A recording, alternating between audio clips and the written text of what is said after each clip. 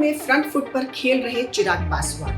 पहले चुनाव लड़ने का ऐलान, अब चिट्ठी लिखकर नीतीश को किया परेशान। चिराग पासवान ने जिस तरह से नीतीश सरकार पर हमले किए हैं और पूरे सिस्टम को ही फेल बता दिया है, उससे साफ जाहिर होता है कि उनके टारगेट पर फिर से नीतीश कुमार ही है। 2020 के चुनाव से पहले भी चिराग ऐसे ही नीतीश कुमार पर हमलावर रहे थे।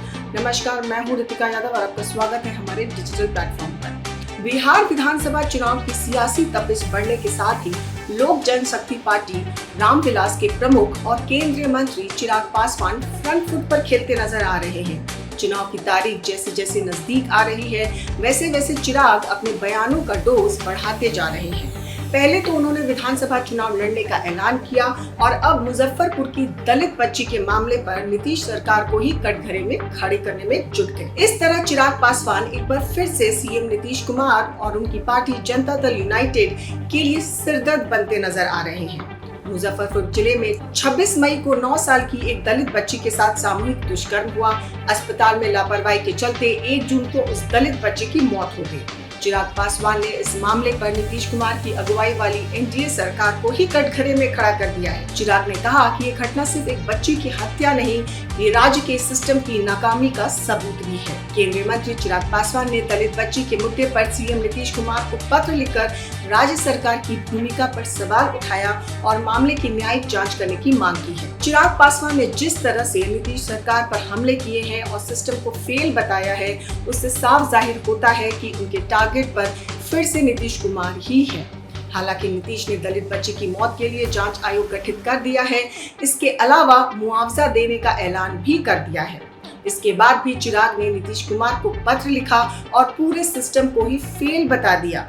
साथ ही कहा कि अगर इस पर शासन मौन रहा तो ये मौन ही सबसे बड़ा अपराध बन जाएगा। 2020 के विधानसभा चुनाव से पहले भी चिराग ने इसी तरह से नीतीश सरकार पर अपने बयानों से सवाल खड़े कर दिए थे।